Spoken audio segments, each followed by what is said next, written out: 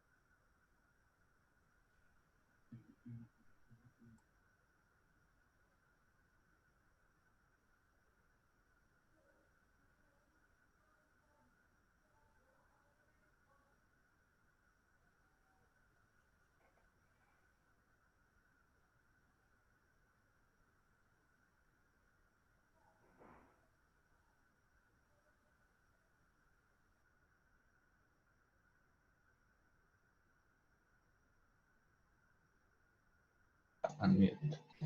Ya, kita mulai saja ya kelasnya. Assalamualaikum warahmatullahi wabarakatuh. Selamat siang semuanya.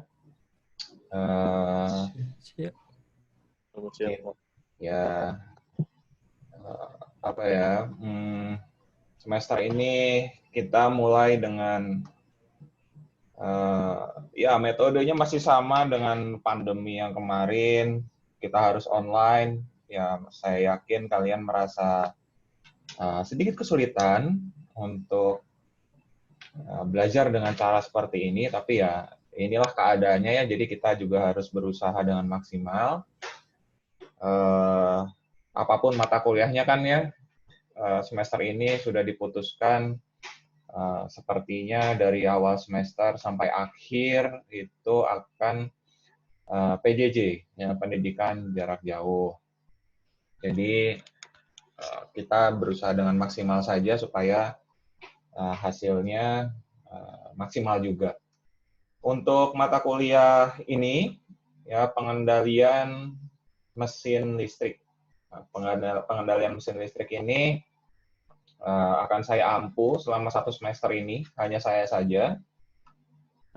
Lalu ada beberapa yang akan saya sampaikan pertama kali sebelum kita masuk ke subjek utama dari mata kuliah ini, tentang bagaimana perkuliahan ini berjalan, lalu apa yang harus mahasiswa siapkan dalam hal memenuhi kewajiban-kewajiban di mata kuliah ini. Ya. Oke, kalau saya lihat dari daftar peserta. Daftar pesertanya kira-kira ada 48 orang. Ada 48 orang. Nah, ini saya belum tahu juga, saya belum cek satu-satu. Mungkin ada yang belum KRS-an gitu ya, ada yang belum KSM-an, belum ngisi, atau bahkan mungkin belum tahu prasyaratnya. Nah, jadi setelah pertemuan pertama ini saya masih izinkan gitu ya siapapun mengikuti mata kuliah ini. Tapi nanti tentunya akan sangat menentukan mata kuliah prasyarat. Ya, jika ada satu mata kuliah prasyarat saja yang belum kalian ambil, tidak harus lulus kan ya, harus diambil. Nah, itu kalian tidak boleh mengambil mata kuliah ini karena dikhawatirkan tidak bisa mengikuti ya. Jadi prasyarat itu sangat mengikat. Oke. Oke, jadi bahasan kita hari ini kelas kontrak, lalu konten dari kelas ini, dan sedikit pengantar apa saja yang akan kita pelajari. Dan memotivasi, gitu ya. Saya ingin memotivasi kalian sebenarnya apa sih pentingnya belajar mata kuliah pengendalian mesin listrik. Oke. Nah, pertama saya masuk ke kontrak kelas dulu saja, ya. Sebentar. Saya yakin kalian sudah menerima kontrak kelasnya ya. Kemarin saya share ke salah satu teman kalian. Lalu saya juga sudah upload di e-learning. Jadi kalian bisa mengakses semua file nantinya via e-learning. Oke. Ya, sudah terlihat ya. Nah, jadi pertama, nama mata kuliah ini adalah pengendalian mesin listrik dengan kode EE4112 dan bobot SKS-nya 3. Ya, 3 SKS. Lalu akan kita laksanakan dalam 2 pertemuan dalam 1 minggu.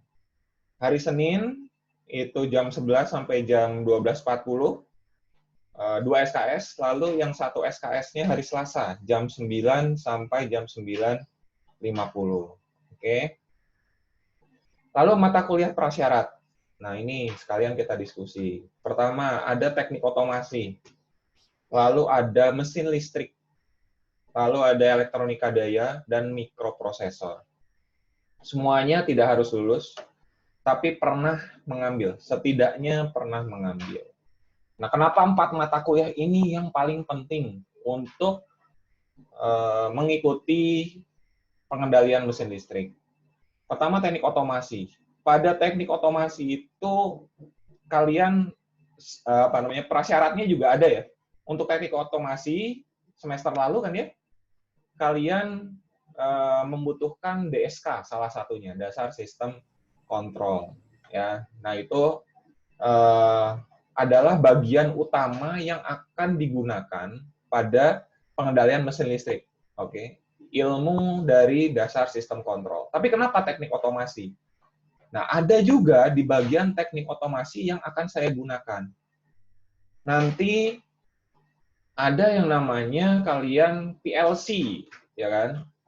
Programmable Logic Controller. Itu akan saya gunakan dalam mata kuliah ini. Lalu kalian juga pada teknik otomasi sudah belajar yang namanya magnetic kontaktor, sequential diagram, ladder gitu ya. Kalau kalian mungkin diajarin sama Bu Aulia namanya ladder diagram. Tapi itu namanya adalah sebenarnya sequential control. Sequential control itu apa? Langkah-langkahnya sequence gitu ya. Kalau dipencet ini, maka kalau misalnya kalian mengaktifkan A, maka B akan jalan. Setelah B, maka C. Setelah C, maka D. Gitu. Tidak mungkin sebelum ditekan A langsung ke C. Itu tidak. Ya. Tidak sequence. Gitu. Artinya sequence itu berurutan. Ya. Jadi itulah kenapa teknik otomasi menjadi prasyarat. Lalu yang selanjutnya adalah mesin listrik. Nah, mesin listrik ini, ya tentunya kita kan pengendalian mesin listrik. Ya kalau tidak pernah mengambil mesin listrik, ya bagaimana kalian bisa mengikuti mata kuliah ini? Gitu. Itu adalah objek utama yang akan kita pelajari ya. Aktuatornya itu bentuknya apa? Bentuknya motor listrik. Utamanya adalah motor listrik. Lalu yang ketiga, elektronika daya. Elektronika daya ini digunakan sebagai driver. Oke, driver itu apa? Bukan supir ya, bukan.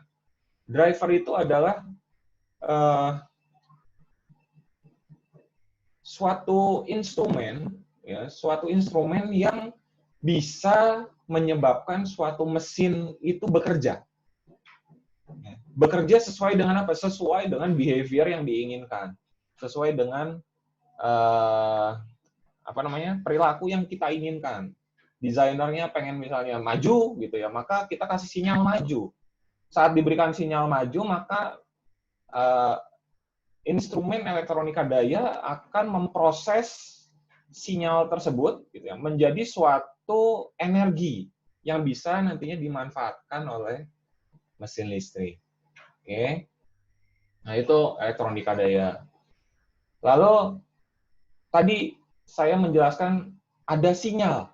Ya, ada sinyal kendali, sinyal driving. Nah, itu dihasilkan oleh apa? Tentunya IC, ya. Integrated circuit. Nah, integrated circuit sebenarnya kalian pelajari di RE, rangkaian elektronika. Baik itu rangkaian elektronika 1 ataupun rangkaian elektronika 2. Nah, tapi dua hal ini juga dibutuhkan pada mikroprosesor kan ya? Nah, jadi maka yang paling penting sekarang itu mikroprosesor. Contohnya Arduino. Saat kita ingin membangkitkan suatu sinyal driving, dalam hal ini misalnya PWM, saya yakin kalian semua sudah pernah mendengar di elektronika daya. Maka PWM zaman sekarang gitu, dengan adanya perkembangan mikroprosesor itu sangat mudah gitu. Dengan suatu pemrograman saja gitu, kita bisa membangkitkan PWM dengan duty ratio tertentu kan. Mau itu 50%, mau itu 75%, 25%, cukup dengan pemrograman mikroprosesor selesai. Nah, tapi apakah hanya mikro saja yang bisa? Tentunya tidak. Tadi kita sudah belajar RE, kalian sudah belajar rangkaian elektronika. Pada rangkaian elektronika juga dipelajari bagaimana kalian memproses suatu sinyal. At least you already know about op-amp, right? Op-amp, operational amplifier. Nah, itu juga salah satu bentuk pembangkitan sinyal untuk driving drivernya si elektronika daya. Ya. Nah, dari 4 ini sekarang pesertanya berapa ini? Saya nggak kelihatan. Oh, udah banyak lah ya.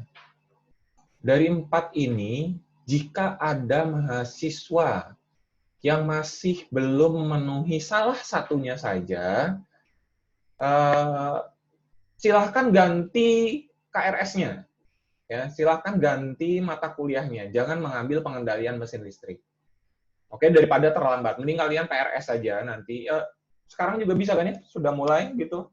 Kalau nggak salah, minggu 1 dan minggu kedua itu adalah minggu PRS. Jadi silakan kalian minta dosen walinya untuk mengubah mata kuliahnya. Ya, penuhi dulu prasyaratnya, entah semester ini tuh ada apa aja. ada mikro ya. Nah, kalau misalnya yang belum mengambil mikro ya silakan kalian mengambil mikro dulu. Tapi kalau misalnya yang belum mengambil elektronika daya, mesin listrik, otomasi ya semester depan kalian ambil, baru tahun depannya bisa mengambil pengendalian mesin listrik. Gitu. Oke. Ada nggak yang belum ini dari angkatan peserta mata kuliah yang sekarang yang belum mengambil salah satunya?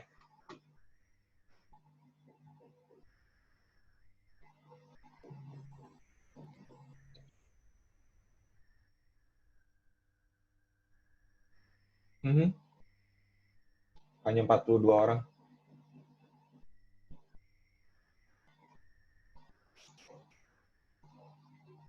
Semuanya sudah mengambil? Ya syukur, alhamdulillah ya. Nah, tapi nanti kalau misalnya ada yang ketahuan di tengah-tengah gitu ya, oh, ternyata saya belum mengambil ini, gitu. Nanti kalian otomatis di drop ya. Jangan, oke. Jadi lebih baik dari sekarang kalian cek dulu itu KHS kalian, transkrip kalian apakah sudah pernah mengambil mata kuliah ini ya, 4 ini, teknik otomasi, mesin listrik, elektronika daya, dan mikroprosesor. Oke, sampai sini ada pertanyaan dulu, silakan.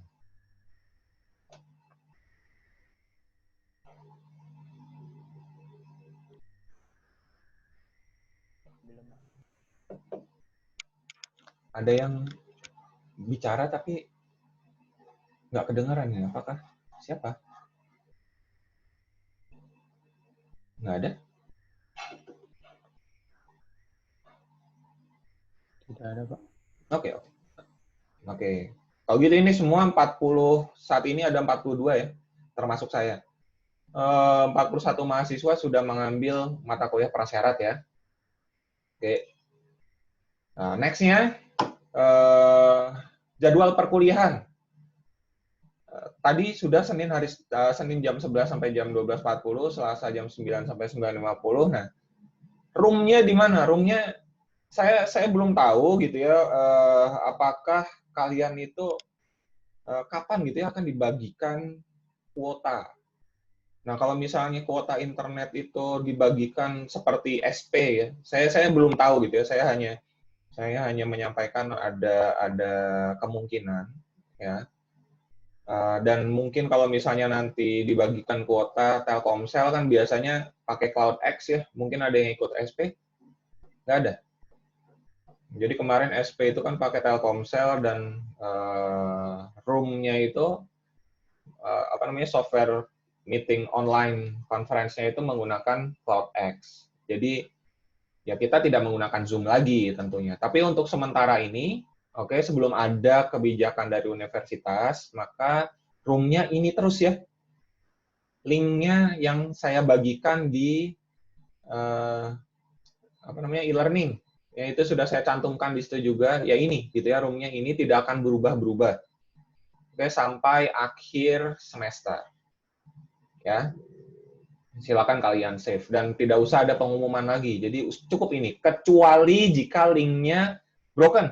Oke, jika linknya ada error maka ya harus saya ubah. Ya nanti itu saya yang bertanggung jawab. Oke. Next-nya adalah kriteria penilaian. Nah, bobot. Maksud dari kriteria penilaian ini adalah bobotnya. Bobot dari mata kuliah ini yang paling besar adalah tugas, 40%. Oke, quiz cukup 10%. Lalu UTS dan UAS 25% masing-masing. Ya. Nah, jadi bagi yang pernah mengikuti mata kuliah mekatronik mungkin mirip gitu ya, tapi tugasnya kalau nggak salah mekatronik itu 60% kan. Jadi kalau sekarang kita 40%. Nah, bagaimana pelaksanaannya? Nah, ini adalah kelas tingkat 4. Oke, tingkat 4 itu adalah tingkat di mana kalian output-nya harus bisa menganalisis. Ya, menganalisis dengan dalam. Karena itu menjadi capaian pembelajaran akhir dari S1. Oke, kalau misalnya tidak dari sekarang, ya nanti tugas akhirnya ya kalian tidak bisa menganalisis. Oke, jadi semua mata kuliah tingkat 4 itu capaian akhirnya adalah analisis. Khusus di mata kuliah saya, kemampuan analisis ini akan sangat saya tekankan. Ya. Tugas-tugas majority itu tentang analisis. Jadi pastinya setiap individu jawabannya akan unik, tidak mungkin sama. Ya, saya katakan sekali lagi, bahkan sampai tugas. Tugas tidak mungkin jawabannya sama. Karena setiap individu punya daya kemampuan analisis yang berbeda-beda. Silahkan kalian percaya diri saja mengeluarkan kemampuannya ya, diasah kemampuan analisisnya supaya ya terbiasa. Oke. Kuisnya sih ya kalian bisa lihat bobotnya 10%, mungkin kalian bisa abaikan itu gitu ya, terserah kalian sudah dewasa. Nah, ini saya bebaskan betul kepada kalian karena kalian sudah tingkat 4, tidak perlu lagi seperti waktu kalian ikut mata kuliah PRL gitu yang harus saya kontrol, ABC-nya semuanya saya atur. Enggak. Sekarang saya serahkan kepada kalian. Kalian bisa diatur lah gitu. Bahkan nih ya UTS dan UAS saya beritahukan dari sekarang untuk yang punya pengalaman di mekatronik dan punya cerita-cerita dari senior kalian, well, no problem gitu. Ini saya tekankan, saya akan memberikan suatu problem, include jawabannya. Ya. Kalian silahkan lihat jawabannya, nilainya mau berapa, kalian yang atur. Oke. Mulai dari 0 sampai 100. Nah, kalian silahkan gitu, nanti ada rubriknya gitu ya, rubriknya. Kalau kalian mau dapat nilai 100, maka ada poin-poin yang harus kalian penuhi gitu. Itu jawabannya gitu ya, maksud saya jawabannya itu adalah poinnya. Misalkan untuk mendapatkan nilai 100, kalian harus menurunkan suatu formula gitu ya misalnya, dan kalian menurunkan formula itu dengan benar, ya maka dapat nilai 100. Lalu kalian kalau misalnya mau mendapatkan nilai cukuplah 60 gitu ya. Ya mungkin poinnya sama ya, menurunkan rumus gitu, tapi hanya 50%. Ya silakan, tidak masalah. Ya menurunkan formula 50%, gitu, 50%-nya, maka kalian dapat nilai 60. Nah, itu jalannya penilaian di mata kuliah saya. Ya. Di mata kuliah ini ya, pengendalian mesin listrik. Gitu. Tugas, kuis, UTS, dan UAS. Majority, cara penilaiannya seperti itu. Semuanya saya serahkan kepada kalian, mau nilai berapa, atur sendiri. Oke? Nah, oke. Itu tentang kriteria penilaian. Nanti pertanyaan lanjut setelah tata tertibnya ya. Lalu tata tertib kelas. Media PJJ-nya, Zoom meeting. Lalu mahasiswa sudah standby 5 menit sebelum kelas dimulai. Supaya apa ya? Supaya kalian mendengar dari awal ya. Saya akan mulai tepat jam 11 dan tepat jam 9. Insya Allah diakhiri juga dengan tepat. Kecuali jika ada pertanyaan-pertanyaan yang sangat penting. Ya, karena itu juga buat kalian. Oke? Nah, saya sih bersedia untuk memperpanjang waktu, tapi biasanya mahasiswa yang nggak mau ya. Nah, no problem. Oke. Lalu, nah ini, tentang kehadiran. Sebenarnya semua kelas saya itu, saya tidak butuh kehadiran. Ya. Ini sesuai dengan aturan UP saja. Total kehadiran minimal 80%. Dengan metode login pada e-learning. Nah, loginnya kapan?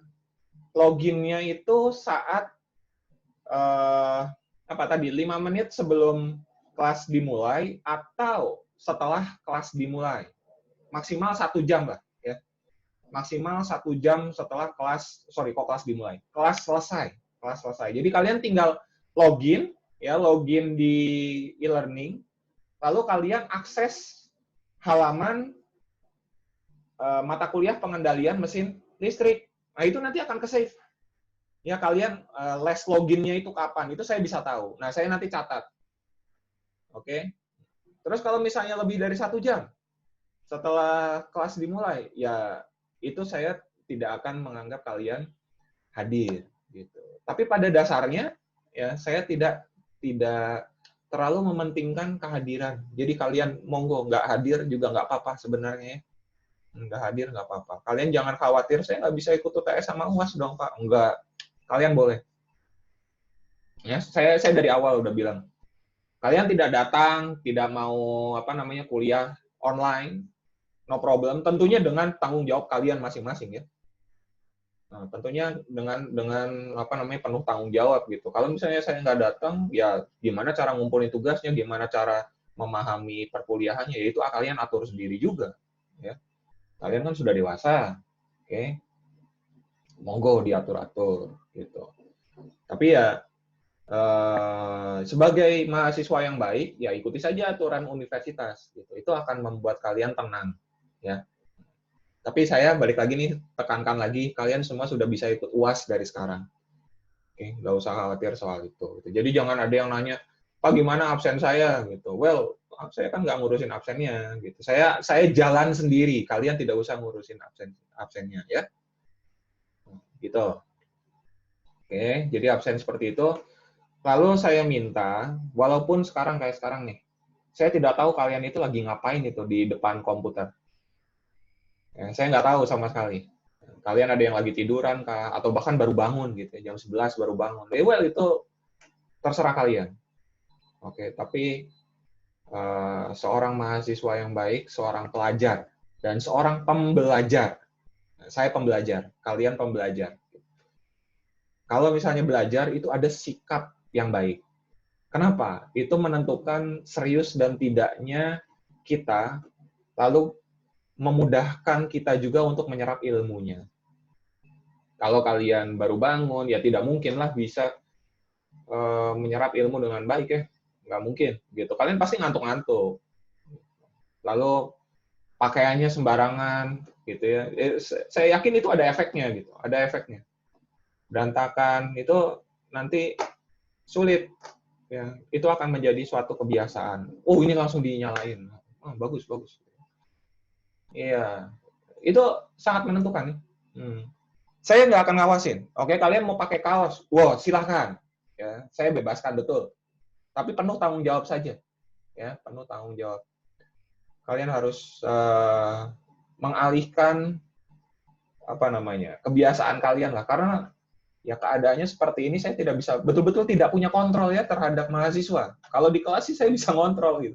Ada yang mangap gitu kan, tinggal saya tegur, ayo itu bangunin. Tapi kan kalau sekarang gitu, kalian tidur di depan laptop, matiin aja kan ya kameranya.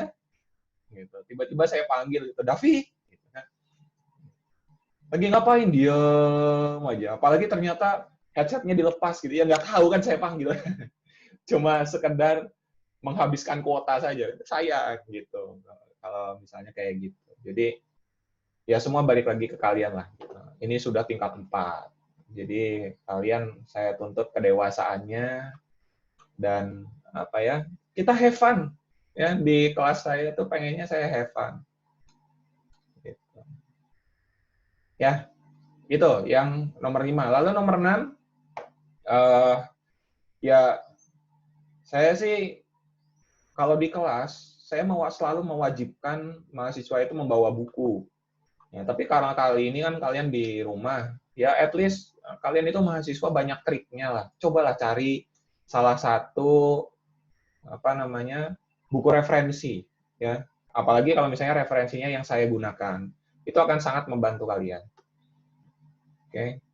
Dibaca, jangan cuma punya aja ya. Udah di-download, Pak. Terus habis di-download, ya disimpan di folder downloadan gitu. Jangan. Oke, dibuka, dibaca-baca. At least skimming gitu ya. Kalian kan waktu pas pop-up semuanya pasti diajarin bagaimana caranya skimming. Ya. Skimming dengan baik gitu. Cepat ya, cara baca cepat gitu. Itu dari sekarang dicoba. Oke. Oke, sampai sini dulu kontrak belajar. Kontrak perkuliahan, ada yang ingin ditanyakan atau bahkan ada yang ingin diusulkan, silahkan. Kalau tingkat 4 saya bebaskan. Kontrak belajar bisa didiskusikan kalau tingkat 4. Tingkat 2, tingkat 3, kontrak belajar harus ditegakkan. Tidak ada tawar-menawar. Kalian mau ngapain? Ayo, kita diskusi.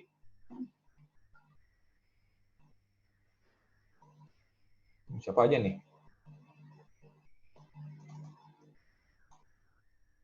Yang kelihatan ada Dias, Dea, Davi, Angga, Surya, Ade, wah, fresh ini lah. Ade Triana, Ade Ahmad Dari, Ali, Karin, Nisa, Rida, Kiflan, Rian, Fitri, Kamel, Anggi, Beril, Tiffany, Handi. Wah, langsung dinyalain semua. Nggak usah, nggak apa-apa ya. Oh, Halo, ada Pak. Dila juga. Halo Pak. Ya, siapa ini? Handi Pak. Oh iya, kenapa Handi?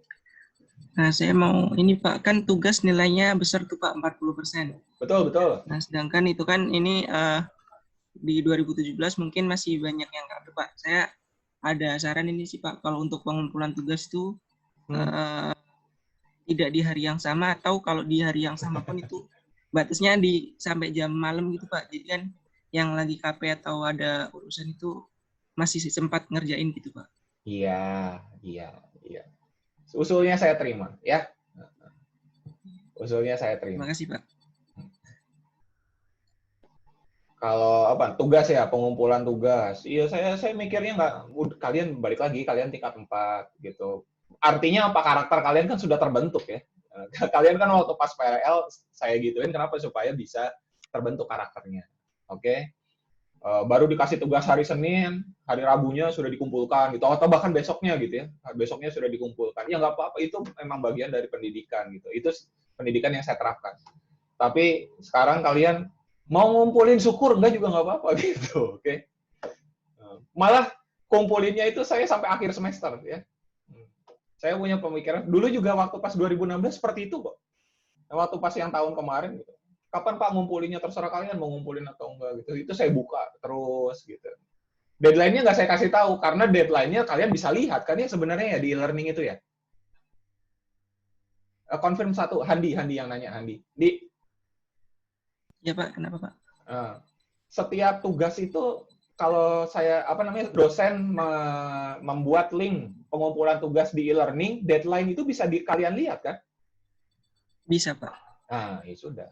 Jadi kan tidak perlu lagi diumumkan gitu. Jadi kita sekarang melatih kesadaran dan keawasan dari kalian dalam mengawasi suatu pengumuman atau apa gitu ya. Oke, Di? Baik Pak. Oke. Ini semuanya juga ya gitu. Karena yang nanyanya Handi. Oke. Ada lagi? Silakan.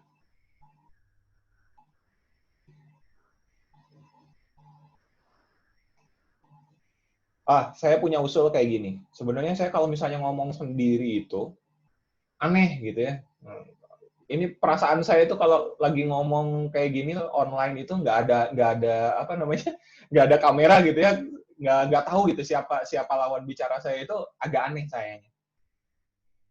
Bagaimana kalau misalnya mata kuliah ini saat kita tatap maya ya namanya tatap maya, dinyalakan, keberatan tidak kalian gitu? Enggak, Pak. Tidak, Pak. Tidak, Pak. Enggak ya. Tapi saya nggak maksa gitu. Saya nggak maksa. Dalam artian gini, kalau misalnya memang kuotanya, Pak udah mau habis ya matikan saja gitu, no problem gitu ya. Tapi at least ya adalah satu orang gitu ya yang bisa saya ajak tatap-tatapan gitu ya, supaya saya nggak bosen gitu ya. Siapalah satu gitu ya, dikorbankan gitu ya, jadi korban tatapannya Pak Wahyu. Oke. Oke, Pak. Agak aneh ya online itu, aduh saya ngobrol sama monitor gitu. Bahkan monitornya juga nggak bisa saya coret-coret kan. Banyak banget kekurangannya online itu. Ya tapi mau gimana, kita harus jalan. Oke, next. Ini si Beril tuh pakai wig atau apa, Beril? Rambut kamu kok keribu gitu. Rambutku botak, Pak. Malu, Pak. Oh. Oke. Sampai si Surya sama dia saya udah senyum.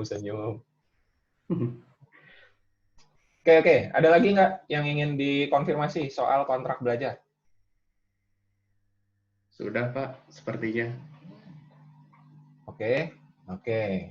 Sudah jelas ya kontrak belajarnya ya. Saya matikan. Nanti kontrak belajar ini akan saya kirimkan ke siapa yang belum pernah jadi ketua kelas. Nah, ini sebentar. Anggi, Pak. Ade, Pak. Ayo lempar-lemparan. Saya yang nunjuk loh. Ya.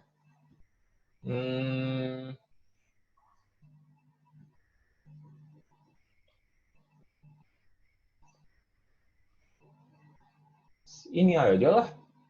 Siapa namanya?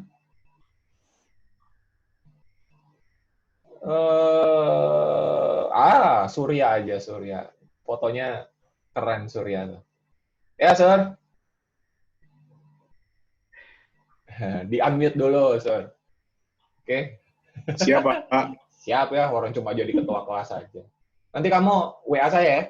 Nanti akan saya kirimkan kontrak kelasnya.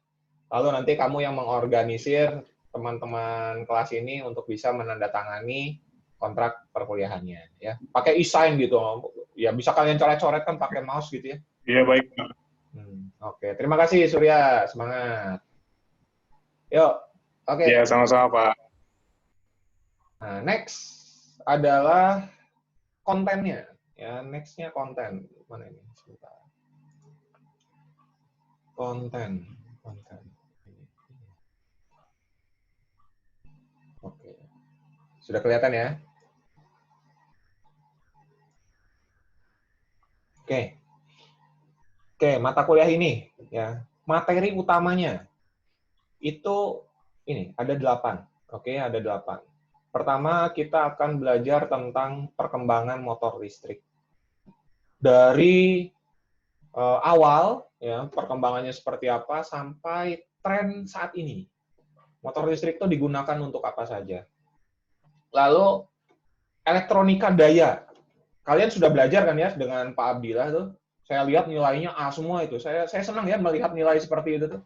A, B gitu. Apa namanya? A minus, A paling apa, kecil. Ada gitu yang dapat nilai B kemarin? Enggak ya kayaknya. Semuanya itu A gitu. Saya lihat luar biasa ini. Artinya, wah beban saya ringan. Ya, kalian saya ulang elektronika dayanya, maka kalian bisa langsung nyambung lah insya Allah gitu ya. Lalu prinsip dasar motor DC. Nah, kalian sudah belajar mesin listrik, kalian punya ilmu tentang fundamental motor DC. Tapi pada mata kuliah ini, pengendalian mesin listrik ini, saya akan fokus pada satu jenis motor DC, yaitu magnet permanen. Ya, kalian sudah tahu ada apa namanya?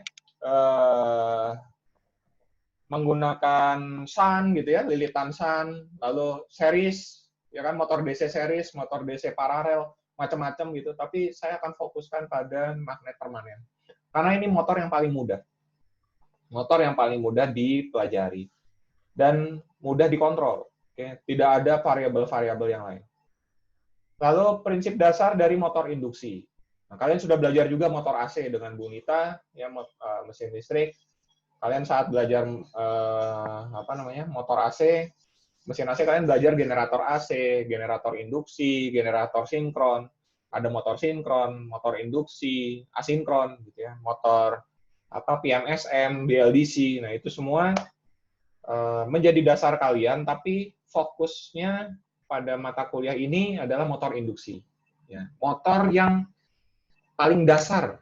Motor modern yang paling dasar dan banyak digunakan di industri.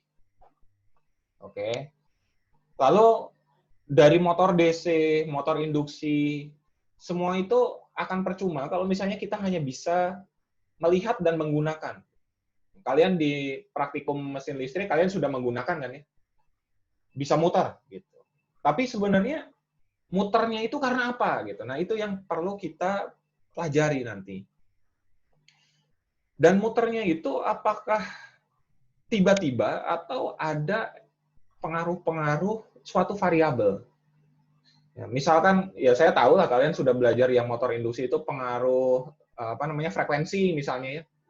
Pengaruh frekuensi. Kalau misalnya frekuensinya dinaikkan, apa yang terjadi pada motor AC? Kalau frekuensinya diturunkan, apa yang terjadi? Pada motor DC, jika tegangannya dinaikkan dan diturunkan, apa yang terjadi? Nah, itu semua kan sampai sekarang kalian hanya bisa menghitung, ya kan, dengan formula tertentu dan mencoba. Ya, kemarin kan kalian praktikum mencoba. Nah, kali ini kita karena keadaannya seperti ini, maka kita akan mencoba pemodelan. Ya, pemodelannya buat apa? Bukan pemodelan tentang formula bagaimana menghitung kecepatannya, bukan. Tapi bagaimana memodelkan suatu motor dalam persamaan Laplace, ya, dalam persamaan Laplace supaya nanti bisa kita analisis karakteristiknya. Bukan karakteristik kontrolnya, ya, tapi karakteristik dari motornya sendiri. Gitu. Responnya bagaimana motornya ini. Setelah kita punya persamaan Laplace-nya, model matematika Laplace-nya, maka nanti kita bisa mendesain controller apa yang cocok untuk motornya. Jadi di sini kita akan melaksanakan capaian yang paling tinggi untuk S1, ya. Apa? Analisis dan desain. Oke, desain betul. Walaupun ya keadaannya seperti ini, kita menggunakan simulasi. Oke, kita pakai simulasi. Nah, kalau sudah punya desainnya, kalian sudah bisa mengaplikasikan pada simulasi, maka nantinya akan kita analisis.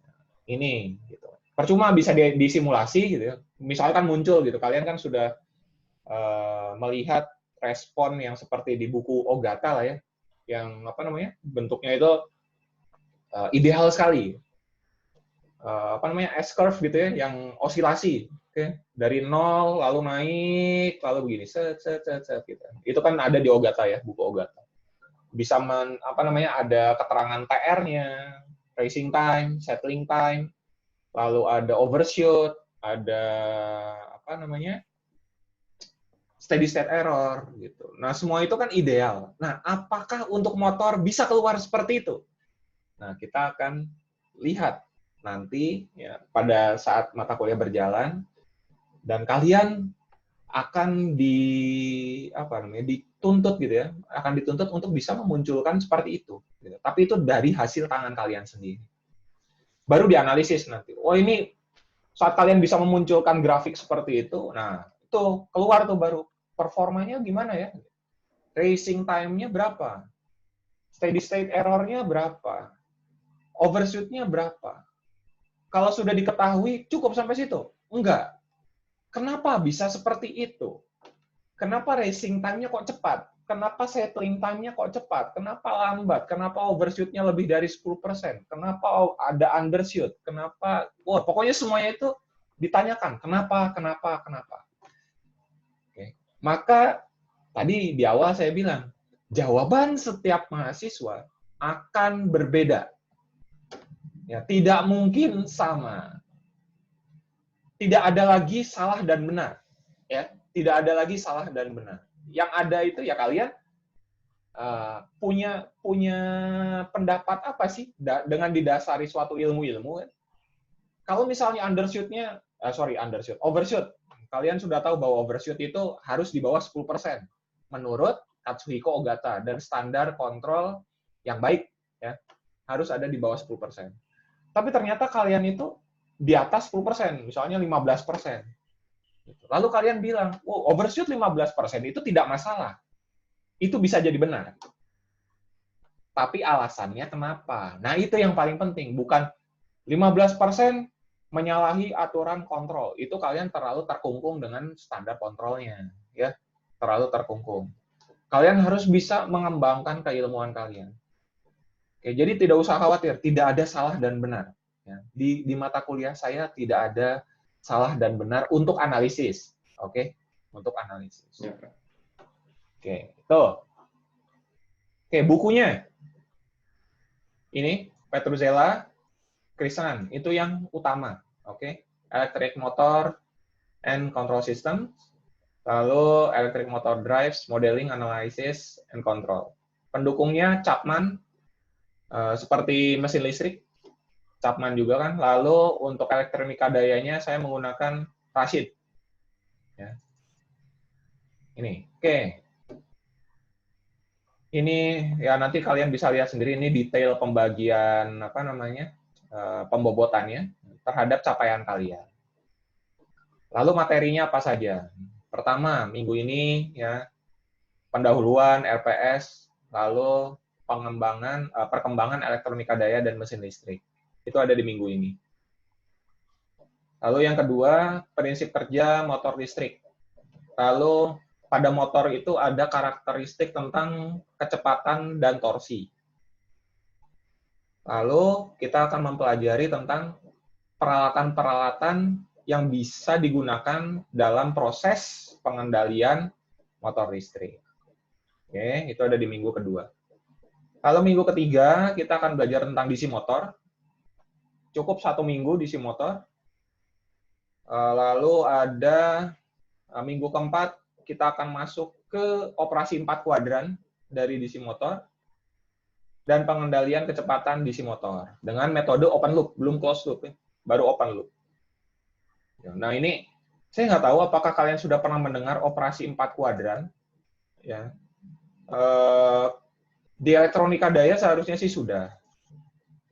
Mungkin kalian pernah belajar yang namanya konverter, ya konverter dari DC ke DC.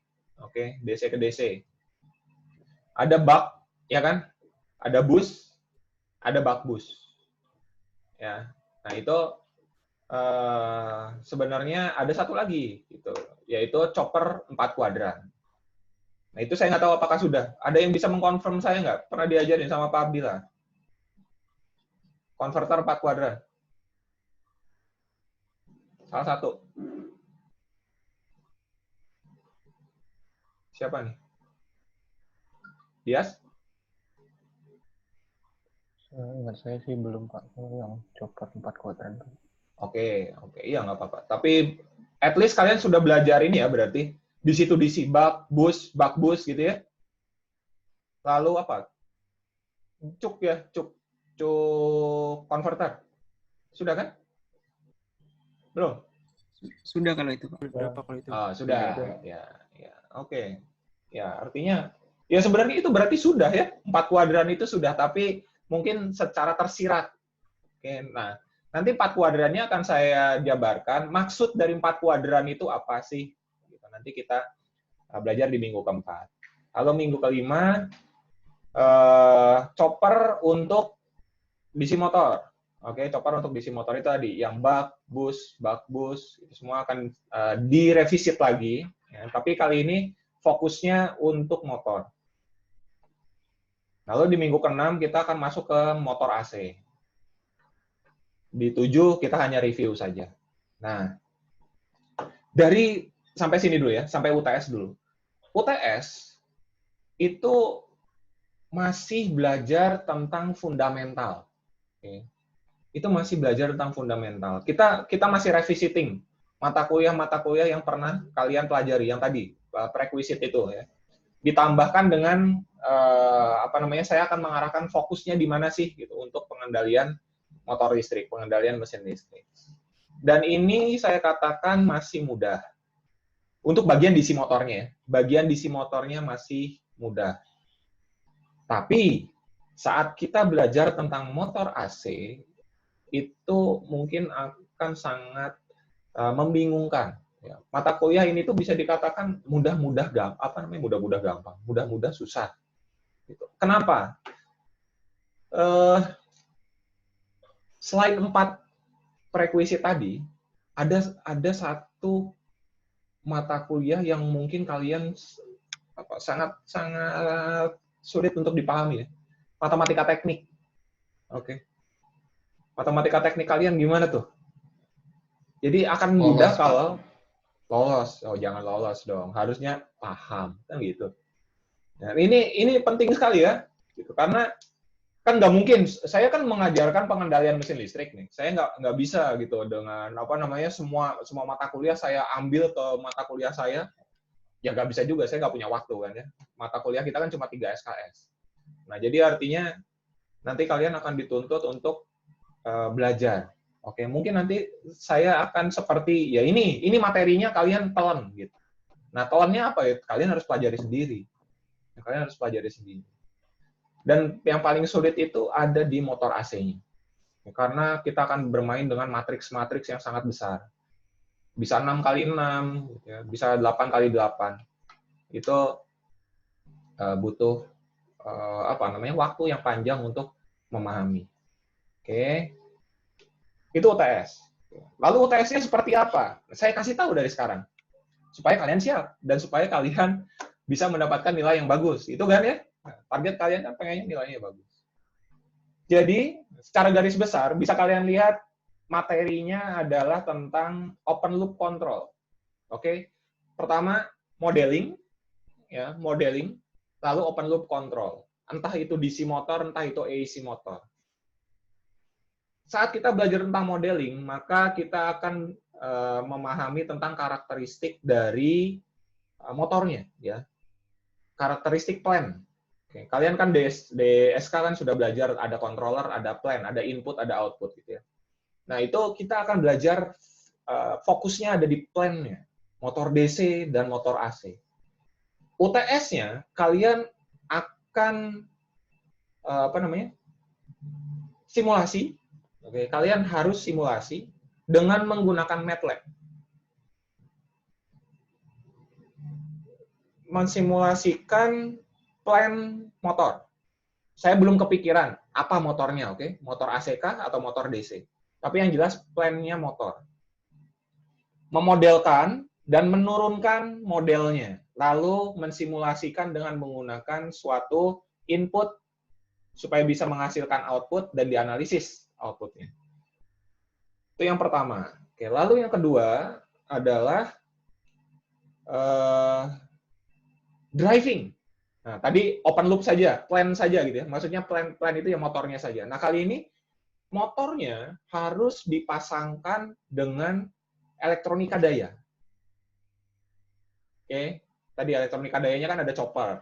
Oke, ada chopper. Nah, jadi ya mungkin kalau untuk yang driving-nya ini ya pastinya motor DC ya. Motor DC. Kalian harus bisa mensimulasikan DC chopper 4 kuadran, lalu bisa dihubungkan dengan model matematika kalian. Oke. Di outputnya keluar, lalu dianalisis. Gitu. Jadi itu UTS-nya. Ya mungkin kira-kira berapa pertanyaan ya? Kira-kira paling sedikit 5. Oke, paling sedikit 5 pertanyaan. Paling banyak 10. Biasanya gitu. Saya sudah kasih tahu dari awal supaya kalian menyiapkan gitu. Jadi dari sekarang install lah MATLAB, ya, install MATLAB. Jangan diinstal pas mau UTS atau jangan-jangan nggak pernah diinstal gitu terus copy paste model teman. Jangan ya, jangan. Ini penting betul. Oke. Itu UTS ya, tentang plan open loop control. Lalu setelah UTS baru kita akan mempelajari yang advance. Kita akan mempelajari tentang identification parameter. Oke, kalian ada yang sudah mengambil mata kuliah identifikasi, saya yakin ada gitu ya. Beberapa dari kalian mengambil mata kuliah ini. Nah, kita akan aplikasikan itu. Terus bagaimana yang belum mengambil? Nggak usah khawatir, oke? Karena saya ajarkan di sini. Tapi hanya kulitnya saja, gitu, kulitnya saja. Kalau mau detail, ya tentunya harus ikut mata kuliahnya Pak Hermin itu ya, identification. Di sini kita akan belajar tentang identifikasi, lalu closed loop control, gitu.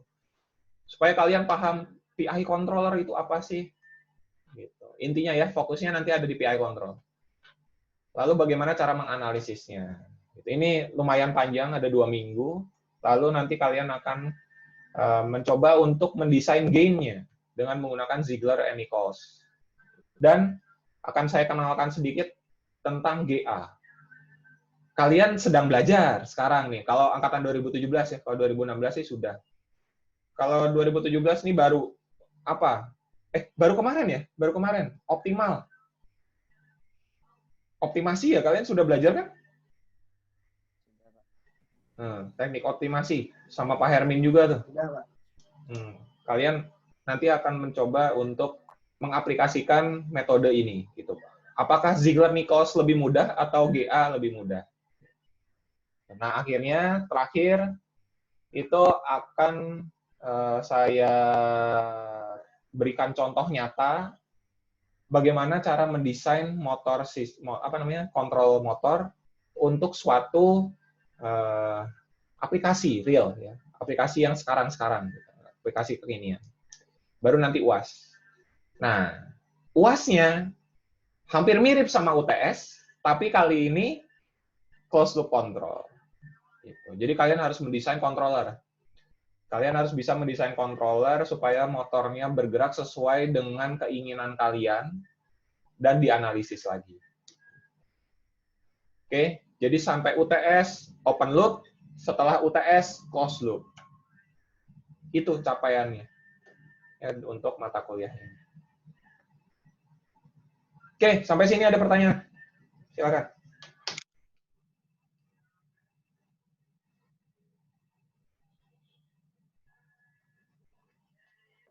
Ada yang ini kayak Ali gitu ya. Kalau nggak salah Dias juga ikut kan ya. Dias ikut mekatronik kan ya Dias ya?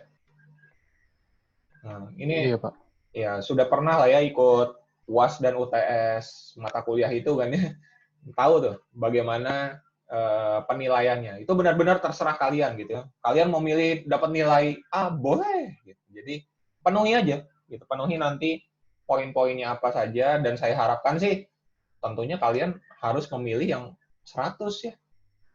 Range yang paling tinggi gitu. Jangan milih yang range paling rendah. Gitu. Maksimum. Untuk yang pernah mengikuti mata kuliah mekatronik bisa di-sharing sama teman-temannya. Ya, bagaimana nanti. Oke, silakan. Ada yang ingin disampaikan, monggo.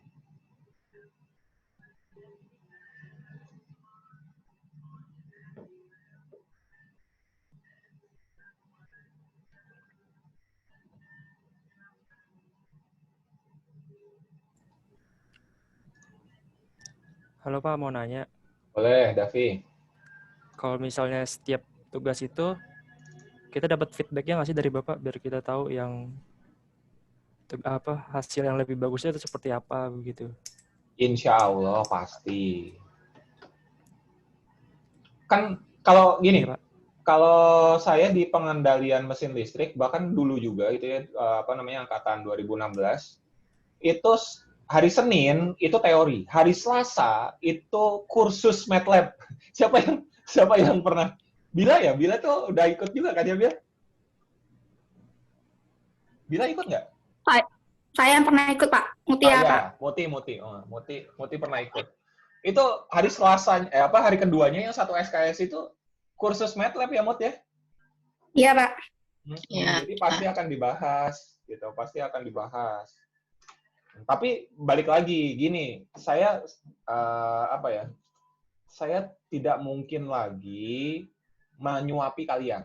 Pertama itu ya, yang harus saya tekankan di mata kuliah ini. Saya tidak mungkin menyuapi kalian. Artinya apa ya? Di sini dituntut keaktifan kalian. Kalian tuh nggak ngertinya di mana. Kalau misalnya kalian diam saja, ya saya juga diam. Gitu ya. Saya akan menganggap bahwa kalian paham. Oke, apalagi ini saya kan nggak bisa ngelihat kalian ya. Nah, saya nggak bisa bersentuhan dengan kalian secara langsung. Biasanya kalau di kelas muka orang bingung, muka mahasiswa bingung itu bisa saya lihat betul gitu. Oh ya ini bingung nih gitu. Bingungnya di mana bisa saya paksa. Tapi saat online kayak gini kan nggak tahu ya. Maksudnya mungkin hanya satu halaman ini juga cuma berapa nih? 1, 2, 3, 4, 5. Hanya 20 orang yang bisa saya lihat. Sedangkan di sini ada 41.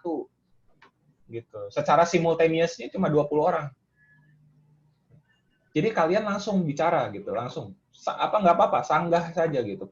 Pak, ada pertanyaan. Kenapa kok kita harus, misalnya gitu, kenapa kita harus memperhitungkan overshoot gitu? Yang ngomong aja.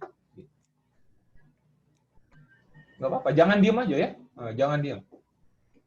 Nggak usah malu gitu. Apalagi, Pak ini sinyal saya putus-putus, saya tungguin. Oke? Udah, saya tungguin. Kalau misalnya masih putus-putus terus, kan ada chatting, ya kan? Tulis, gitu. nggak ada kata apa namanya hambatan. Insya Allah nggak ada. Kalau tujuan kita baik, ya semangat kita baik ya harus diusahakan dong ya. Itu Davi, tenang ya. Kayaknya udah khawatir aja ini. Kenapa? Kalian mendapat cerita apa dari yang sebelumnya? Enggak, Pak. Kan nanya. Iya, nanya saya jawab. Iya, Pak. Ada lagi?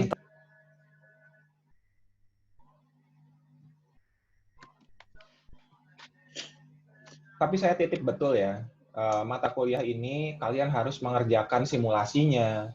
Kalian harus berusaha untuk menganalisis sendiri dulu gitu. Apalagi kalau cuma tugas ya. Kalau cuma tugas itu ayolah gitu, ayo. Dan ada konsekuensinya akan pertanyaan Davi tadi ya. Ada konsekuensinya loh. Kalau misalnya mau dibahas, kan tadi saya bilang juga tuh apa namanya? Azan, tunggu saya hold dulu ya, azan. Oke.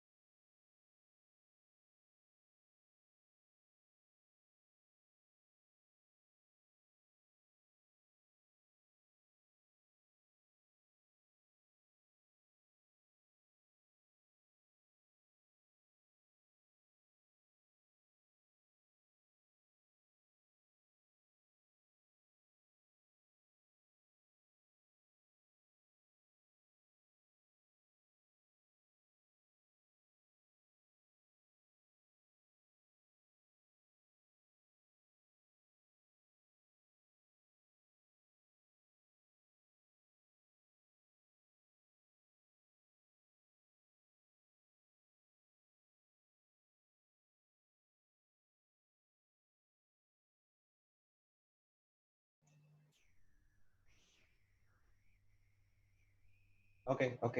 Sudah selesai. Tadi sampai mana ya? Saya lupa.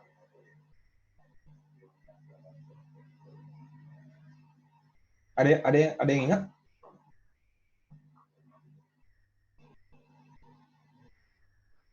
Bahasan kita tadi sampai mana? Sampai yang Davitanya tadi, Pak, tentang MATLAB. Tentang feedback. Oh iya, feedbacknya. Jadi nanti setiap biasanya hari Selasa gitu akan ada pembahasan. Nah, itu konsekuensi ya. Konsekuensinya adalah tadi kan saya bilang di awal sebenarnya deadline tugas itu kan terserah, ya kan? Mau kalian kumpulkannya kapan? Tergantung dari nanti setting saya lah gitu ya, setting saya di link gitu. Tapi kalau misalnya mau dibahas dan secepatnya dibahas, misalnya 1 minggu setelahnya, ya artinya kalian harus mengumpulkan tugasnya ya 1 minggu gitu. Kalau mau dibahas, ya kan? Supaya ya kalian juga bisa langsung memperbaiki misalnya, atau bisa kita simulasi bersama-sama gitu. Oke? Itu konsekuensinya. Tapi memang ada beberapa yang tidak perlu tidak perlu dibahas ya karena nanti kalian bisa paham sendiri kok gitu. Yang bagian analisis akan kita bahas. Gitu. Tapi kalau misalnya bagian penurunan gitu. Turunkan model matematika motor DC misalnya. Kalau itu kan bisa kalian confirm di teoritis ya. Secara teoritis kalian bisa confirm itu benar atau salah gitu misalnya. Tapi kalau analisis ya kita akan bahas secara detail. Kenapa disebut baik? Menurut si Davi gitu, ini bagus. Ya kenapa? Gitu. Kita akan coba cek. Nanti menurut yang lain enggak Pak, itu enggak bagus. Ya kenapa? Gitu. Jadi kita akan main di situ. Gitu ya. Semuanya jawabannya bisa jadi benar. Gitu. Ada lagi?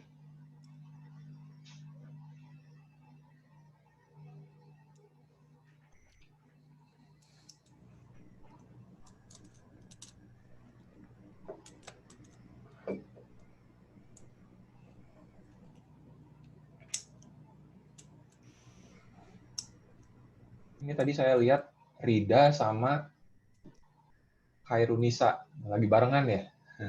Kalau barengan kayak gitu nggak apa-apa, satu aja gitu. Satu kamera isinya 2 orang, nggak apa-apa ya. Gantian gitu ya. Saya kan nggak tahu ya keadaannya gitu. Saya sih no problem dengan hal-hal seperti itu. Asal nanti login di mana di e-learningnya jangan cuma 1 orang ya, dianggap 2 nanti. Jangan ya. Karena e-learning kan individu. Oke. Ya, Pak. Siap. Ya. Pantas dari tadi saya lihat si Khairunisa tuh lagi ngomong sama siapa, ternyata sebelahan sama si Rida.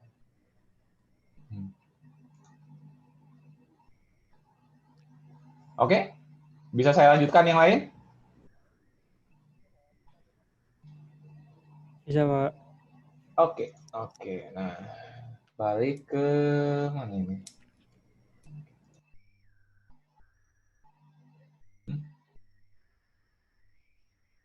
Sebentar ya. Oke, kita kembali ke sini, ke PPT. Nah, sekarang kita akan masuk sedikit ke kenapa kita harus belajar tentang pengendalian mesin listrik. Oke. Oh, sorry, sebelum itu. Akan lebih baik kalau misalnya di laptop kalian itu ada software pertama MATLAB, ya MATLAB Simulink. Saya menggunakan versi 2018A. Nah, kalau kalian pakai versi 2019, maksudnya 2018B atau yang terbaru, tidak masalah ya. Sekarang misalnya kalian sudah ada 2018B, no problem.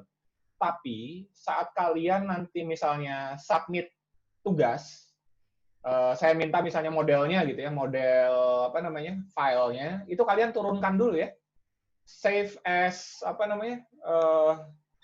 MATLAB yang lebih rendah, ada menunya ya. Nanti kalian silahkan cek sendiri.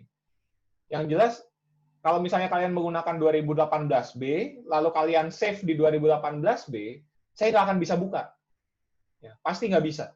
Nah, kalian turunkan dulu. Oke? Save-nya itu, save file-nya itu untuk MATLAB yang lebih rendah. Coba kalian cek lah. Itu ada. Ya, lalu yang kedua, Yang kedua adalah CX Programmer. Ya. Ini digunakan di mata kuliah otomasi kan, sama Bu Aulia. Jadi boleh kalian menggunakan ini. Lalu kalau misalnya kalian nggak punya CX Programmer, ini kan PLC, kalian bisa menggunakan Outsil Studio. Ini free. Kalian bisa download. Ya, ini buatan anak negeri ya, Outsil Studio. Lalu Multisim, Proteus. Nah, lalu kalau misalnya saya mungkin akan menggunakan EKTS Simulator dan ISS Simulator. Ini free. Oke, jadi kalian bisa download. Nggak usah khawatir tentang pembajakan atau apa gitu ya. Kalian silakan gunakan saja yang free ini, simulator ini. Ini simulator yang sangat mudah dipahami untuk pengendalian mesin listrik. Nanti kalian cobalah pelajari gitu ya. Mudah sekali kok digunakannya. Ini 6 saran ya, 6 saran yang software yang akan saya gunakan. Yang utamanya tentu MATLAB. Karena kita akan menganalisis performa nantinya, ya. Oke. Ini bukunya, ya. Kalau kalian bingung itu bukunya yang benar yang mana, nah ini. Petruzela itu yang covernya seperti ini, Krishnan covernya seperti ini, Chapman dan Rashid. Ya, Rashid. Ini 4 buku utama yang saya gunakan. Kalau misalnya kalian punya buku yang lain, silakan. Oke. Silakan. Oke, nah sekarang motivasi mempelajari electric machine drive, pengendalian mesin listrik. Kenapa mata kuliah ini ada di prodi kita? Kalau dulu zaman saya itu namanya pengemudian, ya, waktu dulu. Dan itu hanya untuk mahasiswa konsentrasi power. Kalau dulu waktu zaman saya itu memang sudah dipisah ya. Sejak semester 4, saya sudah mahasiswa power dan teman-teman saya yang lain ada yang telekomunikasi, ada yang kontrol, ada yang informatika, ada yang satu lagi apa ya?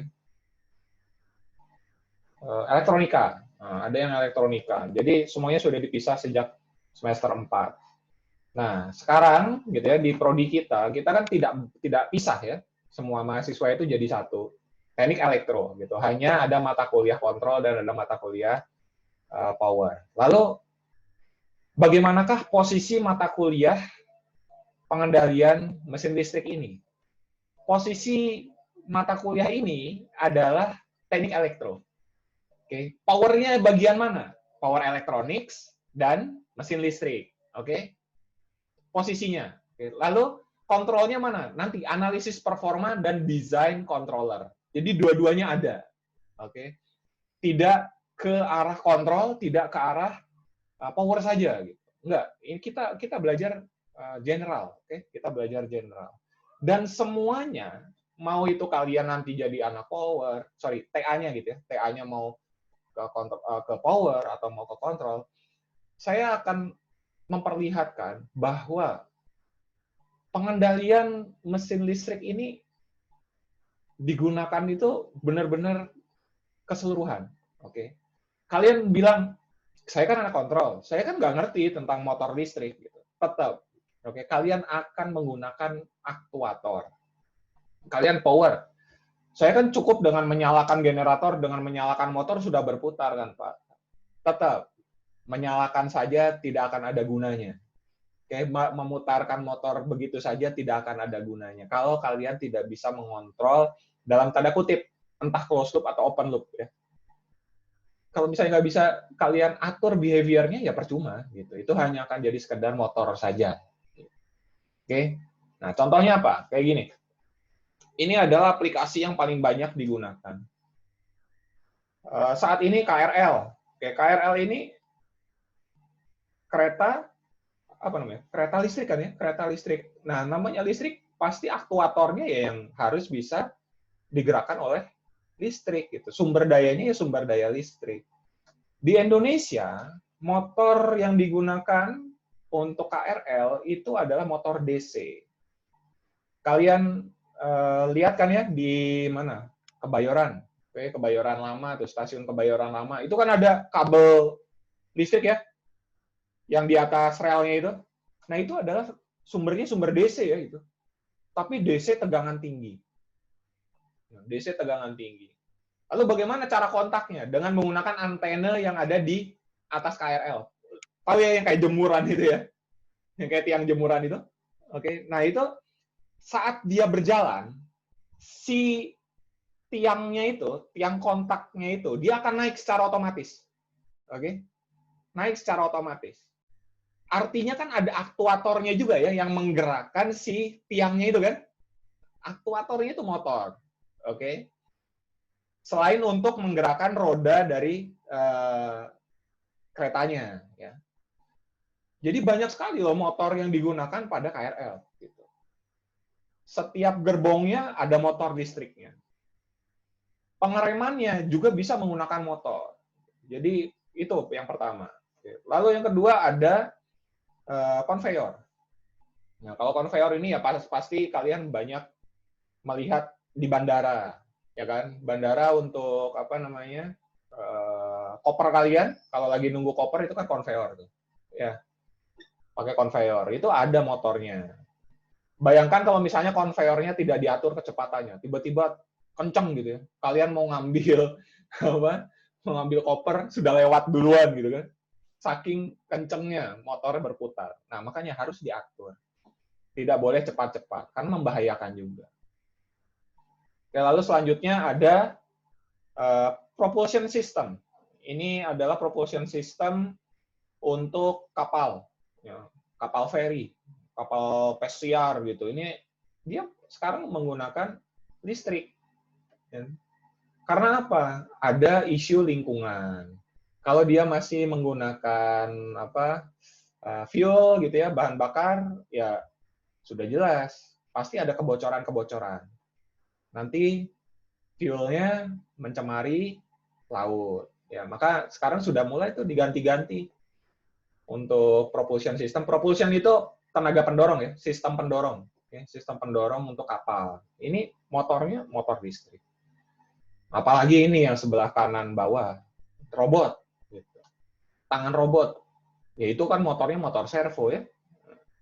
Kalau misalnya tidak dikendalikan, motor servo tangan robot ini, ya dia bisa nutup terus, buka terus gitu kan, nggak bisa buka tutup, bahkan tekanan pegangannya. Nah itu diatur dari controller ya, pengendalian motor listrik. Ini kalau nggak salah ada ya di sini siapa tuh yang udah buat Dea, kelompoknya Dea waktu itu bikin tangan robot. Nah, itu pakai servo. Lalu ada beberapa dari kalian waktu mikroprosesor juga kayaknya saya dengar dari Pak Rofi ada yang membuat hal seperti ini juga.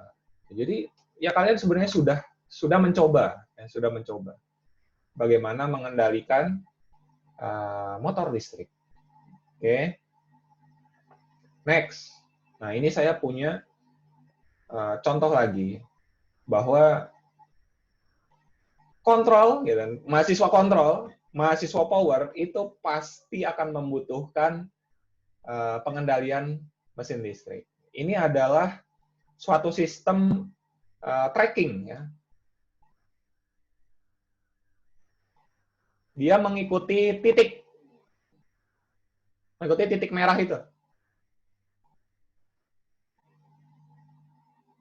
Bergerak tidak video saya di tempat kalian?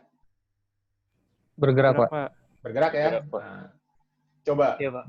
Nah, kita lihat analoginya ya. Nah, artinya apa? Oh, sorry.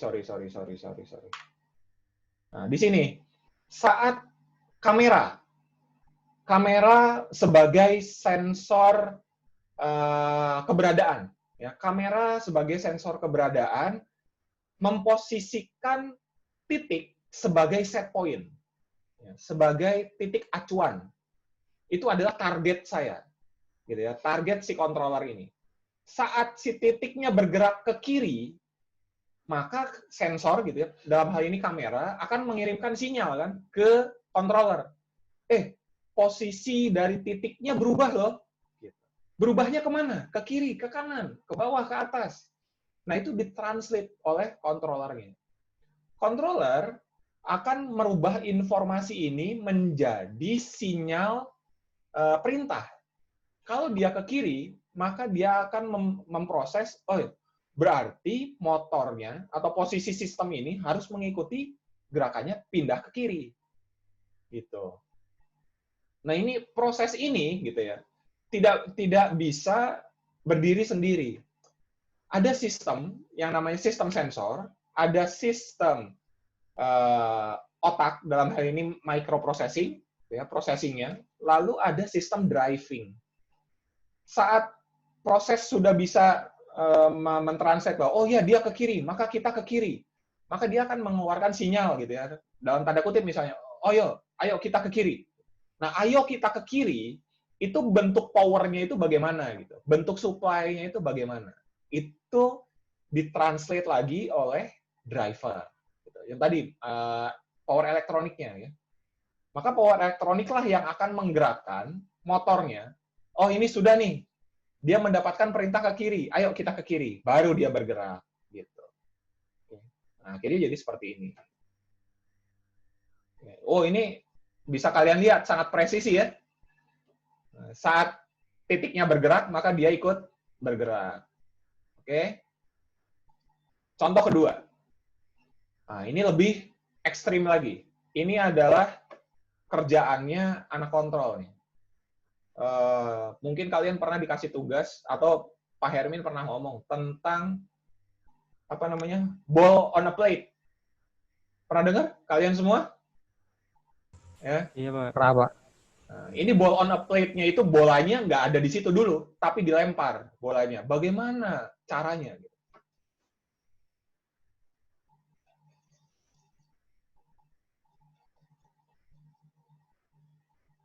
Oh, ini sangat reaktif ya. Siapa yang ngegerakin itu? Motor ya. Aktuatornya itu adalah motor gitu. Kalau motornya tidak high response, fast response, ya dia pasti jatuh. Si bola itu pasti jatuh.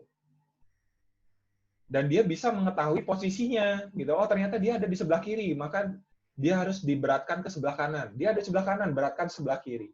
Artinya di sini ada sensor yang lain. Apa? Mungkin saja sensor berat loh. Ya. Mungkin saja dia sensornya tentang sensor massa gitu. Atau mungkin saja di situ dipasang sensor ultrasonik yang radiusnya ada di sekitar plate-nya itu. Saat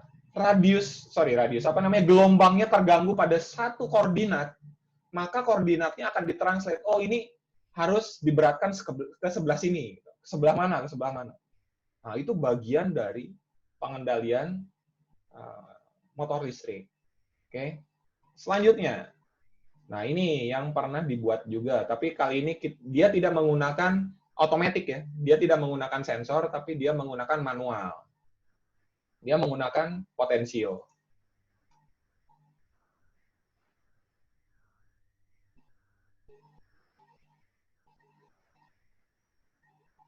Menggunakan joystick, sinyalnya diubah, informasi digital menjadi posisi. Ya, dan perintah. Ya, ini yang paling sederhana lah. Oke.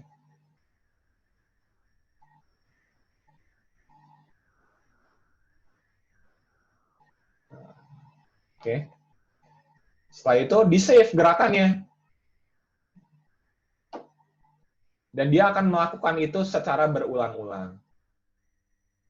Nah, ini adalah sistem pengendalian yang sekarang banyak digunakan nih sebenarnya, memori. Sistem memori. Oke, next. Nah, ini yang paling banyak dikerjakan oleh kakak kelas kalian. Itu salah satunya Davi juga pernah ya, conveyor. Oke. Nah, ini conveyornya ini lebih rumit. Dia langsung bisa memilah-milah. dan dia sangat cepat. Ada kakak kelas kalian yang lagi membuat tugas akhir seperti ini, tapi masih sederhana. Ada berapa motor yang dia kendalikan? Nah, mulai dari bergerak ke depannya, gitu ya, sampai ke kiri ke kanan. Gitu. Nah ini semua simultaneous ya, kontrolnya itu simultaneous secara bersamaan keseluruhan. Jadi apakah nanti kita bisa membuat seperti ini? Apakah kalian gitu ya? Apakah kalian nanti bisa berinovasi seperti ini? Ya kita mulai dari dasarnya. Tenang saja, tugas terakhir dari mata kuliah ini tidak membuat ini ya. Ini hanya motivasinya. Nanti kalau kalian mengerti, ya kalian bisa membuat yang lebih baik lagi. Nah ini yang baru kemarin nih, gitu. Mahasiswa angkatan 2016 tugas akhirnya tentang pengendalian motor untuk skuter. Kebetulan pembimbingnya saya. Nah ini dia belum belum bisa dinaiki, tapi dia sudah bisa berputar, oke? Yang nantinya bisa dikembangkan menjadi skuter, skuter buatan kita lah gitu ya, buatan Universitas Pertamina, program studi teknik elektro. Masih banyak yang bisa dikembangkan. Ini adalah hasil akhirnya.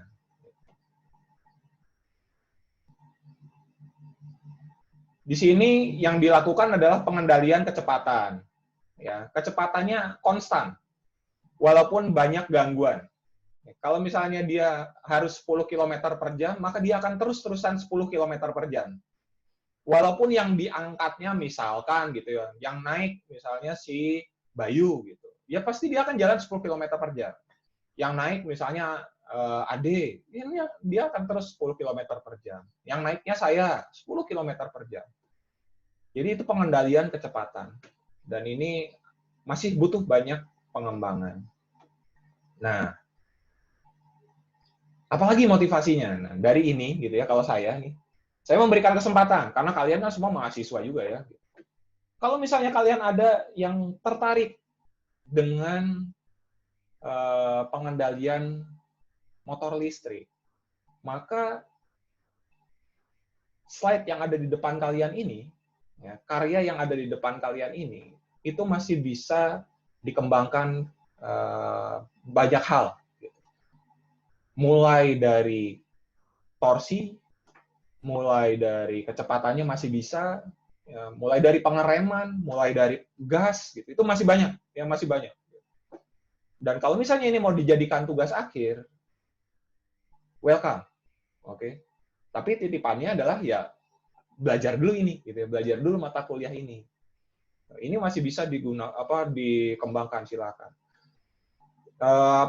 Skuternya ada di Universitas Pertamina, di laboratorium kita, dan masih akan terus berkembang sampai jadi produk skuter Universitas Pertamina, insya Allah. Gitu. Ini dari mata kuliah ini pertamanya.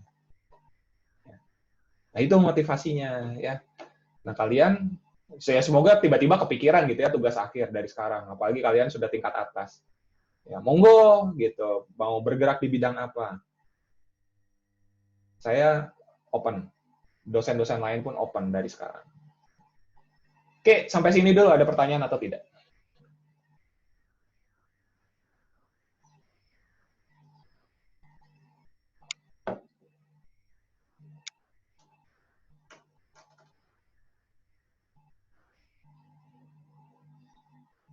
Nah, sistem-sistem seperti ini, khususnya nih yang sedang kalian lihat, pengerjaannya secara garis besar hanya 2 bulan. Tapi dikerjakannya setiap hari. Nah, itu saya mau menggarisbawahi juga bahwa bermain di motor pengendalian mesin listrik itu sulit. Ya. Kenapa? Karena kita berinteraksi dengan suatu sistem yang cepat, fast response. Artinya apa? Kita butuh akuisisi data yang sangat cepat, akuisisi data yang sangat presisi. Tidak bisa menggunakan sensor-sensor yang lambat. Kita tidak bisa menunggu. Kalau misalnya kalian belajar tentang Saya tuh taunya waktu mata kuliah saya aja sih. Di mekatronik lah gitu ya. Ada yang udah pernah belajar kan ya. Mekatronik saya pernah mencontohkan pengaturan suhu. Suhu itu berubah 1 derajat, itu bisa 1 menit. Enak. Ya. Maka akuisisi datanya sangat lambat. Cukup dengan menggunakan low profile atau low performance sensor, bisa kita ambil datanya. Tapi kalau pengendalian motor listrik, kita butuh akuisisi data itu sampai, kalau perlu gitu ya, mikrosecond. Maka kontrolnya akan sangat presisi. Sensornya harus mahal. Kenapa ya? Keselamatan kan? Karena fast respon artinya kita datanya harus banyak. Saat datanya banyak, artinya apa? Mikroprosesor butuh besar. Tidak bisa lagi mikro murahan. Gitu. Arduino sebenarnya nggak bisa. Tapi ini pakai Arduino. Jadi masih bisa. Karena ada keterbatasan tertentu.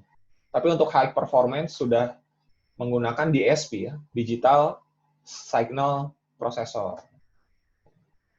Prosesor yang lebih tinggi lagi tingkatannya. Oke, silakan. Kalau ada pertanyaan, ayo. Atau ada yang punya cita-cita, Pak saya mau bikin kayak gini, bisa nggak? Monggo.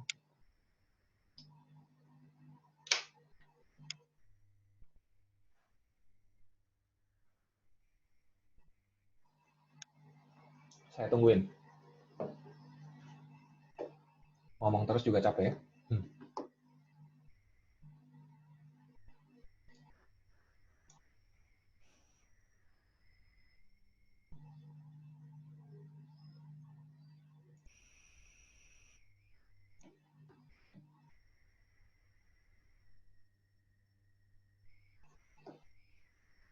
Ada yang udah pernah nyoba Grab bike? Bukan Grab bike ya, apa sih? Skuter Grab itu kok Grab bike? Kalau Grab bike itu Grab wheel, Pak. Grab wheel. Sorry. Ada yang udah? Saya belum, Pak. Belum. Itu Grab wheel itu juga elektrik ya, menggunakan baterai. Cuma bisa berapa lama itu? 30 menit ya kayaknya ya. Dan sekarang sudah ditarik kan nih? Iya, udah, Pak.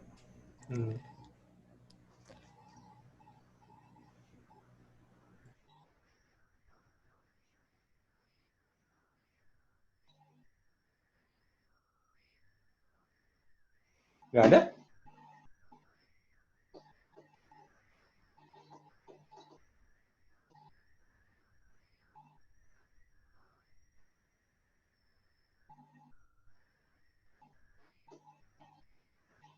Ya, jadi ya bisa dilihat lah. Dalam artian aktuator yang paling banyak digunakan itu adalah motor. Ya. Di rumah kalian pasti ada yang namanya pompa. Ya, pompa air lah minimum gitu. Kalau misalnya nggak ada pompa air, ada yang menggunakan AC, ada kompresor. Oke, kompresor itu motor. Nggak ada juga, kalian punya kulkas. Kulkas itu ada kompresornya. Pasti ada motor listriknya. Dan pasti itu dikendalikan. Entah open loop, entah closed loop. Oke. Itu dari sehari-hari. Lalu yang tidak sehari-hari apa? Ya kita lihat industri. Mulai dari perusahaan logistik. Logistik konveyor menggunakan motor listrik. Perusahaan otomotif dalam proses pembuatan perakitan mobil misalnya menggunakan motor listrik aktuatornya. Power generator, oke, pembangkitan sumber daya, ya, pembangkitan daya listrik. Generator kalau misalnya tidak diatur bisa jebol, ya. Putarannya harus diatur. Loh Pak, bukannya kalau misalnya generator makin kencang diputarnya, berarti kan energinya makin besar yang dihasilkan. Oh, nggak bisa sembarangan gitu. Secara teori ideal, iya. Ya, secara idealnya, iya, saya setuju. Semakin cepat diputarnya, maka power yang dihasilkan pasti akan semakin besar. Nah, permasalahannya, generator itu kan ada kapasitasnya, ada maksimum putarannya. Kalau misalnya putarannya tidak diatur, pasti akan rusak generatornya sendiri kan, berarti overspeed kan, over rotation. Nggak bisa. Maka harus ada kontrol pengereman. Itu pengendalian mesin listrik. Ini bagian power gitu ya. Lalu kalau misalnya generator nih sudah berputar, lalu sudah berhasil menyalurkan energinya, mentransmisikan listriknya ke siapa? Ke industri lah, ke mana? Ke konsumen gitu ya, pokoknya ke konsumen. Saat digunakan, energi digunakan, artinya akan ada arus yang dialirkan, bukan hanya tegangan. Saat arus mengalir, maka akan ada efek balik terhadap generatornya yang biasa disebut dengan back EMF. Electromotive force, gitu kan. Berarti akan muncul arus yang menyerang generator. Sehingga pada generator akan muncul medan balik. Saat medan balik muncul, maka putaran generator akan otomatis terrem, ya. Akan otomatis ngerem. Kalau kita tidak bisa mengatur arus balik ini, bisa-bisa generatornya berhenti. Kalau bebannya terlalu besar. Ya. Bisa ngerem gitu, tiba-tiba. Ya. Selain itu, apakah hanya ngerem saja? Enggak, bisa loss. Misalkan tadi bebannya besar gitu ya, pada satu titik nih ya, pada satu titik bebannya besar. Artinya kan kecepatan dia lambat dulu ya, kecepatan dia akan melambat nih generatornya, karena ada efek balik arus. Tiba-tiba bebannya, misal konsumen gitu ya, 1000 konsumen itu tiba-tiba tiang listriknya itu roboh, gitu, kena gangguan lah, misalnya gempa bumi gitu ya, gempa bumi tiangnya roboh, artinya kan putus tiba-tiba ya beban. Saat beban putus tiba-tiba, artinya kan tadi yang arus yang nyerang balik, itu kan hilang tiba-tiba. Maka generator kan akan berputar tiba-tiba dengan cepat. Kan? Nah ini kalau misalnya tidak ada pengaturan torsinya, oh ya sudah. Pembangkit, pernah kalian dengar pembangkit meledak?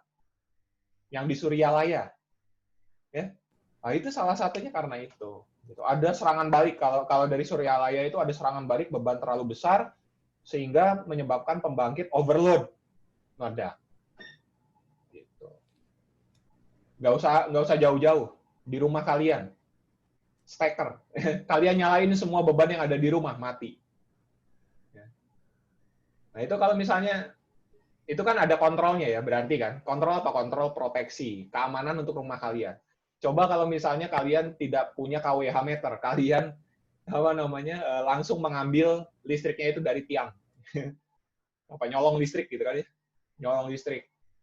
Nah, lalu kalian nyalain semua beban di rumah kalian. Nggak akan mati kalian. Listriknya ya maksudnya. Listriknya nggak akan mati. Terus itu nyala. Di satu titik rumah kalian kebakaran. Kenapa? Karena kabelnya nggak kuat, kepanasan. Nah, itulah yang nantinya ujungnya itu masuk ke berita. Ke koran. Kebakaran karena konsleting. Nah, ya. Padahal kalau konslet, nggak mungkin kebakaran. Benar nggak ya? Anak elektro? Bener, Pak. Benar ya? Nah, kalau konslet, gimana, Davi? Seharusnya, Vi? Cuma percikan doang, Pak. Dikit. Percikan. Oke. Nggak, maksud saya kalau konslet tuh seharusnya sistemnya kayak gimana? Siapa nih? Ah, enggak. Yang kelihatan sama saya enggak. Kalau konslet itu kayak gimana? Mati sih kayaknya, Pak. Mati apanya? Sistemnya, listriknya. Di sebelah mana? Yang putus? Yang ke rumahnya. Stekernya gitu ya. MCB-nya kan harusnya putus. Ya kan? Itu yang namanya konslet. Ya, jadi kalian mahasiswa teknik elektro, kalau baca berita kebakaran karena konsleting, kalian langsung protes itu ya, ke media ya. Kuliah dulu di prodi teknik elektro UP gitu. Baru bisa bikin berita yang benar gitu. Ya.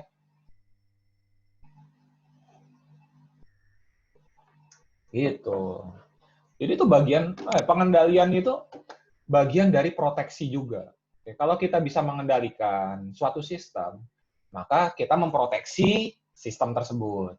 Gitu. Karena saat kita mengendalikan, pasti kita akan memperhatikan parameter-parameter dari sistem. Dalam hal ini misalnya motor gitu ya, kita tahu parameter motornya. Tegangan inputnya berapa, kecepatan maksimumnya berapa, lalu arus maksimumnya berapa, daya yang bisa dihasilkannya berapa.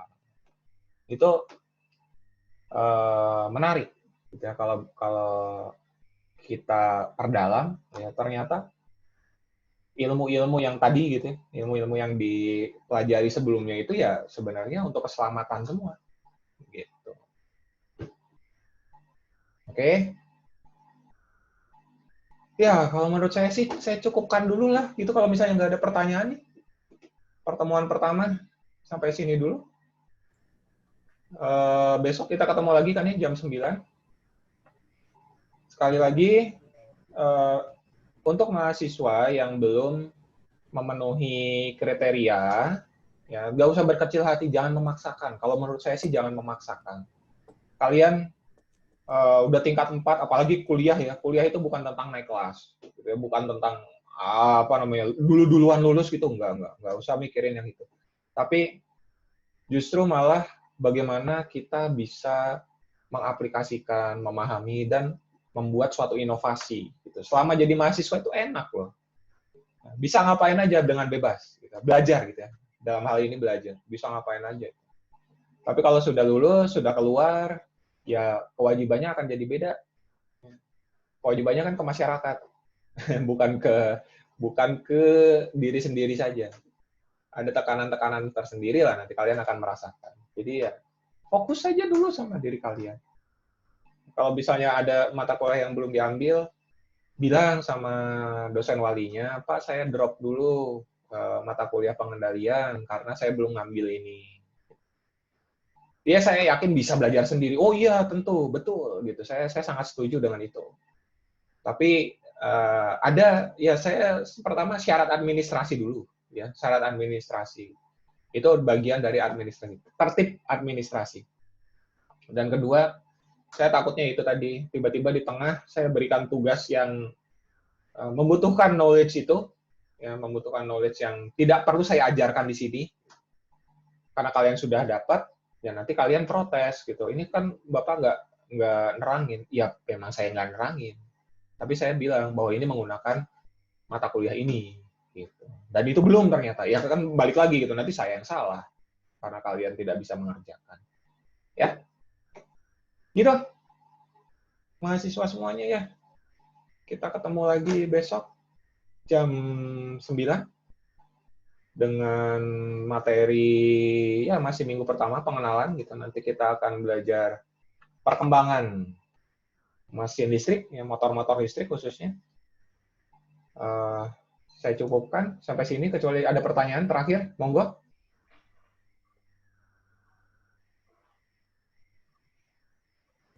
Aman, Pak.